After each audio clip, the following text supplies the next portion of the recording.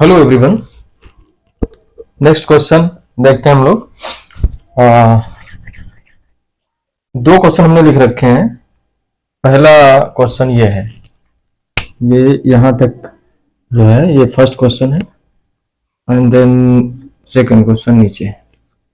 पहले क्वेश्चन की लैंग्वेज में बोला गया है कि एक एलसी सर्किट है जिसमें एक इंडक्टर है और एक कैपेसिटर है। इंडक्टर और कैपेसिटर की वैल्यूज दी हुई हैं और ये बोला गया है इस सर्किट का जो एरिया है, ये जो सर्किट है बना हुआ है एलसी सर्किट, इसका जो पूरा एरिया है ये एरिया वो ए है और उसकी वैल्यू दी है 1 मीटर स्क्वायर।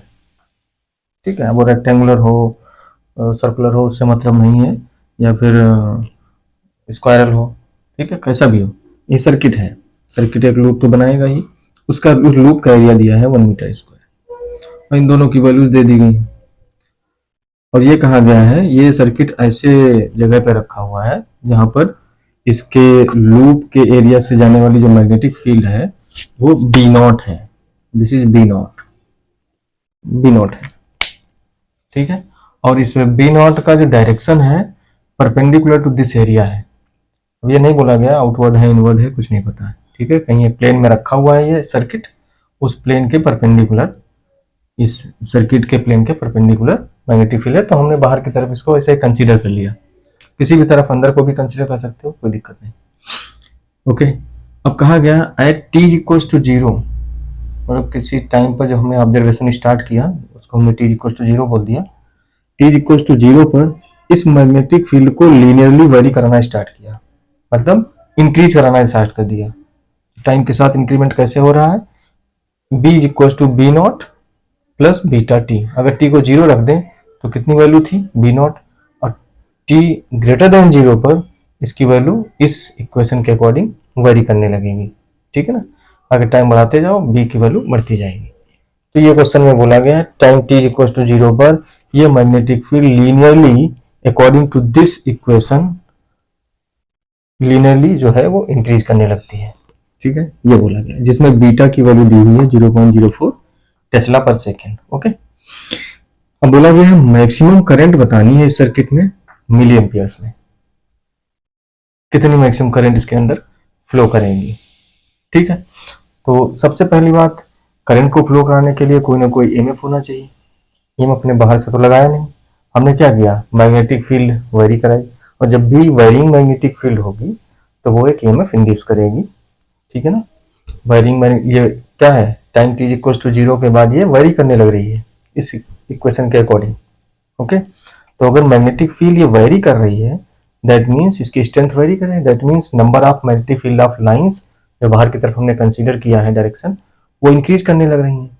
वो इंक्रीज करेंगी तो इस एरिया से जाने वाला फ्लक्स इंक्रीज करेगा, और फ्लक्स जब इंक्रीज करेगा तो ये जो लूप है एलसी लूप, इसकी टेंडेंसी क्या होगी इस लूप की, क्योंकि कंडक्टिंग वायर्स हैं, ओके, इसकी लूप की टेंडेंसी क्या होगी कि एक करंट फ्लो करा देगा। मतलब इसमें पहले इंड्यूस्ड ईएमएफ प्रोड्यूस होगा, फिर वो क्या करेगा इसमें करंट प्रोड्यूस कराएगा, इस तरीके से प्रोड्यूस कराएगा कि ये जो फील्ड लाइंस बाहर की तरफ इंक्रीज कर रही हैं उनको डिक्रीज कराने की कोशिश करे। इसका मतलब है कि करंट ऐसे फ्लो करेगी कि इस फील्ड के अपोजिट फील्ड क्रिएट करे, तो करंट क्लॉकवाइज फ्लो कर जाएगी और अंदर की तरफ अपनी खुद की इंड्यूस्ड मैग्नेटिक फील्ड बनाएगी, और वो इंड्यूस्ड मैग्नेटिक फील्ड इस फील्ड का अपोज करेगी जो बढ़ रही थी, तो उसको डिक्रीज कराना चाहेगी। तो जब भी वेरिंग मैग्नेटिक फील्ड होती है वो एक सर्किट में इंड्यूस्ड ईएमएफ क्रिएट करती है, क्योंकि फ्लक्स चेंज हो रहा होता है, या हम यूँ कहें एक इंड्यूस्ड इलेक्ट्रिक फील्ड भी यहाँ कह सकते हैं, इंड्यूस्ड इलेक्ट्रिक फील्ड इन वायर्स में क्रिएट हो जाएगी, ठीक है ना। और वो क्या करेगी इसको, इसमें करंट को फ्लो कराएगी, इलेक्ट्रॉन्स को दौड़ाएगी तो करंट भी फ्लो करेगी, ठीक है। इलेक्ट्रॉन्स इधर दौड़ेंगे करंट इधर दौड़ेगी। करंट इधर क्यों दौड़ेगी, क्योंकि फील्ड लाइंस फ्लक्स जो है फील्ड लाइंस इधर की ओर इंक्रीज हो रही हैं, नंबर ऑफ लाइंस पहले 4 जा रही थी अब 10 जा रही हैं अब 20 जा रही, फिर ऐसे बढ़ेंगी। तो ये करंट ऐसे जब फ्लो करेगी तो फील्ड लाइंस अंदर की तरफ बनाएगी, तो बढ़ने वाली करंट से उनको कंपनसेट करेगी, डिक्रीज कराने की कोशिश करेगी, तो इसलिए क्लॉकवाइज करंट यहाँ पर फ्लो करना स्टार्ट कर देगी। ओके, तो इस लूप में एक सबसे पहले क्या आएगा, मैग्नेटिक फ्लक्स चेंज हो रहा है, मैग्नेटिक फ्लक्स चेंज होने की वजह से according to Faraday's law of electromagnetic induction एक इंड्यूस्ड ईएमएफ क्रिएट होगा, उस इंड्यूस्ड ईएमएफ की वजह से इसमें एक करंट फ्लो करना स्टार्ट करेगी, और वो करंट की मैक्सिमम वैल्यू कितनी होगी वो पूछा गया है। ठीक है, इतना क्वेश्चन है।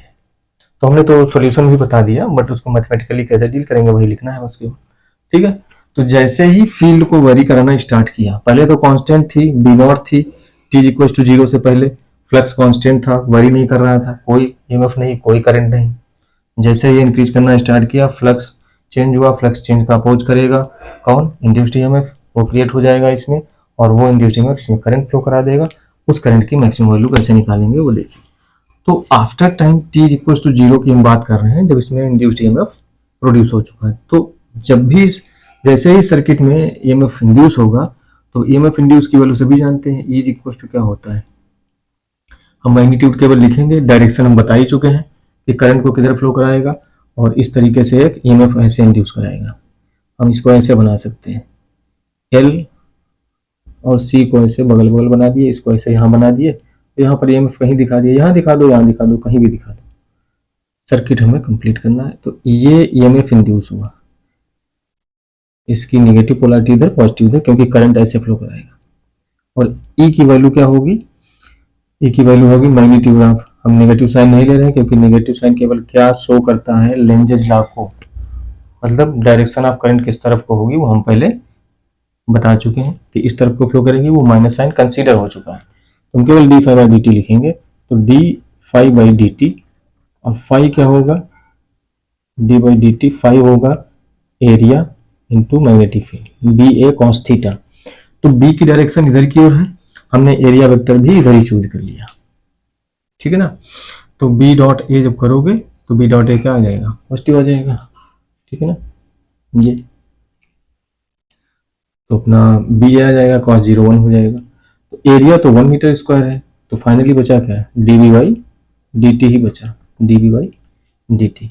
वो माइनस माइनस साइन करके वो भी करोगे तभी फाइनली वही आंसर आने जो हम करने जा रहे हैं। ठीक है, माइनस साइन लेकर करेंगे तो फिर ऑटोमेटिक अपने आप डायरेक्शन आएगी, हमें निकालने की भी जरूरत नहीं पड़ेगी। लेकिन हम पहले ही बता चुके कैसे डायरेक्शन होगी, थ्योरेटिकली बता दिया, तो हम केवल मैग्नीट्यूड निकाल रहे हैं। यहाँ पे डीवी बाई डी टी करोगे यहाँ से तो बीटा आ जाएगा, दैट इज बीटा, और बीटा आपको दिया गया, तो इसका मतलब इंड्यूस्ड ईएमएफ की वैल्यू क्या होगी, बीटा के इक्वल होगी। ओके, अब इसमें जो करंट ये जा रही है, ये करंट जाएगी इसमें आई। अब आई की मैक्सिमम वैल्यू पूछी गई है, मैक्सिमम वैल्यू पूछी गई है। तो अगर हम सर्किट इक्वेशन लिखें तो देखिए, नेट ईएमएफ ई है, मतलब ये सोर्स लगा हुआ है, ईएमएफ सोर्स, और यहाँ पर इसका एल है, ये सी है। तो हम जानते हैं जैसे करंट फ्लो करना स्टार्ट करेगी, ये सेल्फ इंडक्शन की वजह से एक plus minus induced EMF create कर देगा, वो होगा L D I by D T. और जैसे ये करंट फ्लो करेगी तो ये भी चार्जिंग भी स्टार्ट हो जाएगी। तो पर्टिकुलर टाइम स्टैंड पे हमने मान लिया after time T greater than 0 पे यहाँ पर चार्ज कुछ आ चुका है, क्यू, ठीक है ना, माइनस क्यू। तो इसके अक्रॉस जो वोल्टेज लिखेंगे वो क्यू बाई सी लिखेंगे। तो ये हमारी लूप इक्वेशन हो गई। तो ये हमारी final loop equation L D I by D T plus Q by C, ये बन गई ई। ओके, अब हमसे ये पूछा गया है कि आई मैक्सिमम कितना होगा। तो हम ये जानते हैं मैथमेटिकली कि I is equals to I max कब होगा, मतलब मैक्सिमम करंट कब होगी, जब इसका differentiation derivative d I by D t क्या हो जाए, 0। तो अगर ये 0 हो जाए तो इसमें पुट कर दीजिए, तो उस समय I को क्या कहेंगे, आई मैक्स। जिस समय D I by D T 0 होगा उस समय I क्या होगा, मैक्सिमम होगा। तो यहाँ 0 रखेंगे तो E इज इक्वल्स टू क्या आ जाएगा, E इज इक्वल्स टू आ जाएगा क्यू बाई सी। यहाँ से हमारे पास Q क्या आ गया, Q इज इक्वल टू आ गया C इंटू ई। ठीक है, C कैपेसिटेंस है, E क्या है, EMF की वैल्यू है, इंड्यूस्ड ईएमएफ वोल्टेज। ठीक है, अच्छा, ये हमारा चार्ज आ गया। किस समय पे ये चार्ज है, जिस समय इस सर्किट में मैक्सिमम करंट होगी, किस टाइम पे हमें नहीं पता। ठीक है, किसी टाइम पे होगी, जाकर के टाइम के रिलेशंस निकालना चाहे तो फिर इसको हमें सॉल्व करना पड़ेगा। ठीक है ना, मैथमेटिकली, तो उतना हम लेंदी क्यों जाए, जो हमें टूल्स पता है सिंपली हम कर सकते हैं। ठीक है, तो हालांकि अगर कहा जाए कि करंट का जो है टाइम के साथ वेरिएशन बताइए, फंक्शन बताइए क्या होगा, तब वो हम फाइंड आउट कर सकते हैं इसी डिफरेंशियल इक्वेशन से। तो डिफरेंशियल इक्वेशन सॉल्व करना आना चाहिए मैथमेटिक्स में। अच्छा, तो जिस समय ये मैक्सिमम करंट इसमें जा रही है, इस समय मान लेते हैं इसमें ये मैक्सिमम करंट जा रही है, जिस समय ये आई की वैल्यू जो आई इसमें जा रही थी वो कितनी हो गई, मैक्सिमम के बराबर, उस समय D Q by D T zero है, उससे हमने चार्ज निकाल लिया। इस समय जब इसमें करंट मैक्सिमम जा रही है, मैक्सिमम करंट जा रही है, इस इंस्टेंट पे यहाँ पर चार्ज क्यू कितना है, इतना है। ठीक है, तो इन दोनों में चूंकि ये एनर्जी स्टोरिंग एलिमेंट है, यहाँ पर चार्ज है क्यू। ओके, तो इसका हम पोटेंशियल डिफरेंस भी बता सकते हैं, क्यू बाई सी। ठीक है, यही क्यू बाई सी आ जाएगा, जो भी होगा। ठीक है, चार्ज हमारे पास है क्यू, पोटेंशियल डिफरेंस भी बता सकते हैं। और यहाँ पर करंट आई मैक्सिमम फ्लो हो रही, तो इसमें भी दोनों स्टोरिंग एलिमेंट है, तो ये भी कुछ एनर्जी स्टोर कर रखा होगा उस इंस्टेंट पे, और इसमें भी कुछ एनर्जी स्टोर हो चुकी होगी, तो दोनों में ही कुछ एनर्जी आ चुकी होगी। ठीक है, पर्टिकुलर इंस्टेंट की बात हो रही है जिस समय करंट मैक्सिमम है, उस समय यहाँ चार्ज भी है और यहाँ करंट भी फ्लो हो रही है आई मैक्सिमम। ठीक है, दोनों से ही जा रही है करंट। तो यहाँ भी मैग्नेटिक फील्ड के फॉर्मेट में मैग्नेटिक एनर्जी इसमें स्टोर्ड है उस इंस्टेंट पे, और इसमें इलेक्ट्रिकल एनर्जी स्टोर्ड है। ठीक है, तो इलेक्ट्रिक एनर्जी और मैग्नेटिक एनर्जी दोनों ही इसमें आ चुकी हैं, जैसे ही हमने इसको वेरी कराना स्टार्ट किया मैग्नेटिक फील्ड को। ठीक है, बिल्कुल बेसिक से समझ रहे हैं हम लोग। तो यहाँ पर जब एनर्जी अब आ चुकी है दोनों में कुछ ना कुछ, क्योंकि इंडक्टर और कैपेसिटर एनर्जी स्टोरिंग एलिमेंट। ठीक है, तो करंट जा रही है तो यहाँ पर कुछ ना कुछ एनर्जी होगी, हाफ एल आई स्क्वायर, और यहाँ पर भी Q square by C, half Q square by C इसमें एनर्जी होगी। ये दोनों एनर्जी आई कहाँ से, ये जो ईएमएफ ने वर्क डन किया वही इनमें एनर्जी के फॉर्म में स्टोर हुआ, ये इंड्यूस्ड ईएमएफ में। और ईएमएफ की हम कोई भी टाइप का ईएमएफ हो, ईएमएफ की बेसिक डेफिनेशन क्या होती है, work done in flowing charge Q in the entire circuit. मतलब ईएमएफ ने जो भी इसमें करंट फ्लो कराने में जो भी वर्क डन किया, ठीक है ना, इसके अंदर जो चार्ज क्यू को, यूनिट चार्ज को पूरे एंटायर सर्किट में फ्लो कराने में जो भी वर्क करना पड़ता है, that is the EMF. Okay, तो ईएमएफ की डेफिनेशन यही है, डब्ल्यू बाई क्यू। सिंपली हम जानते हैं, मान लेते हैं इसने कितना वर्क किया, डब्ल्यू, क्यू चार्ज को फ्लो कराने में डब्ल्यू वर्क किया, तो यूनिट चार्ज को फ्लो कराने में डब्ल्यू बाई क्यू करेगा, that is the definition of EMF. तो ईएमएफ डब्ल्यू बाई क्यू लिख सकते हैं। तो नेट वर्क डन इस ईएमएफ ने इन दोनों एलिमेंट्स पे कितना दिया, ये हम निकाल सकते हैं, W equals to Q into E, Q into E. अब ये वर्क डन जो टोटल है, ये जो इस बैटरी ने ईएमएफ ने किया, वो इन दोनों में एनर्जी के फॉर्म में स्टोर हो गया, मैग्नेटिक एनर्जी, इलेक्ट्रिकल एनर्जी। अब मैग्नेटिक एनर्जी हम जानते हैं इसमें करंट कितनी जा रही है, हाफ आई मैक्स करंट जा रही है into I max square into L, ये आप जानते हो, half L I max square, half L I max square. ये एनर्जी होती है किसी भी इंडक्टर में, प्लस इसमें क्या होगी, हाफ, इस पे चार्ज आ चुका है क्यू स्क्वायर, क्यू और उसका स्क्वायर करेंगे by C, this half Q square by C, ये एनर्जी इसमें स्टोर हो चुकी है, इज इक्वल्स टू, ये दोनों एनर्जी कहाँ से आई, जो बैटरी ने या इस ईएमएफ ने वर्क किया, कितने के बराबर, क्यू इंटू ए। अब इस टू को उधर भेज देते हैं हम लोग, तो यहाँ पर आ जाएगा L into I max square plus Q square by C is equals to 2QE। अब यहाँ देखिए सी की वैल्यू या क्यू की वैल्यू यहाँ से डाल दीजिए, सी ई स्क्वायर, तो सी स्क्वायर ई स्क्वायर आएगा, एक सी कैंसिल हो जाएगा, तो सी ई स्क्वायर आ जाएगा। ठीक है ना, एक सी कैंसिल होके ये स्क्वायर हो जाएगा, यहाँ पे सी कैंसिल हो जाएगा, सी ई स्क्वायर, तो उधर कर दो उसको, इसको इधर भेज दिया, माइनस सी ई स्क्वायर, तो यहाँ से आई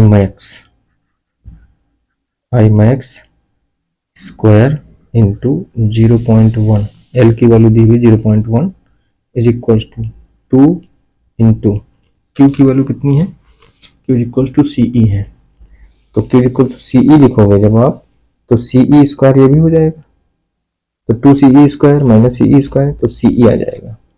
ओनली क्या आया? CE।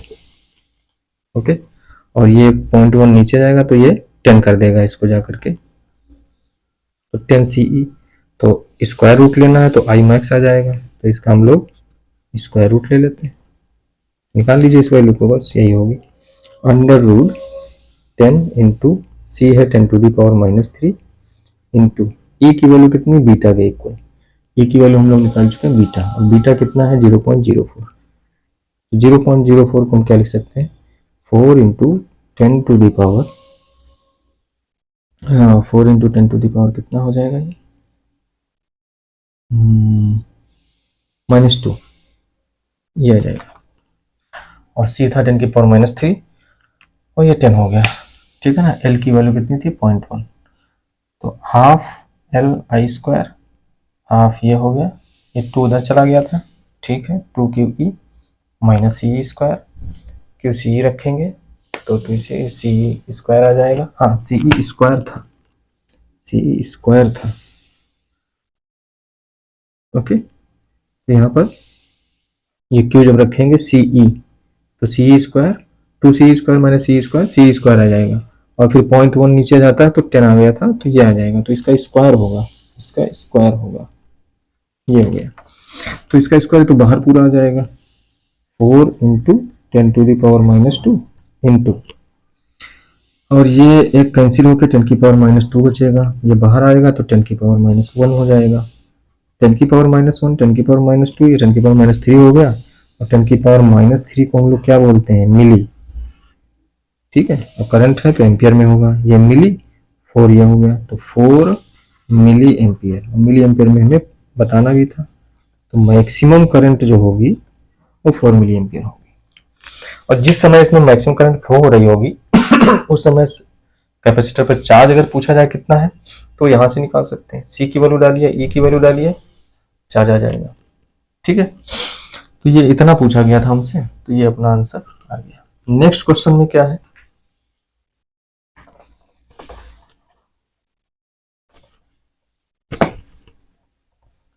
नेक्स्ट क्वेश्चन हम नेक्स्ट वीडियो में करते हैं, क्योंकि फिर अपलोड होने में दिक्कत होती है।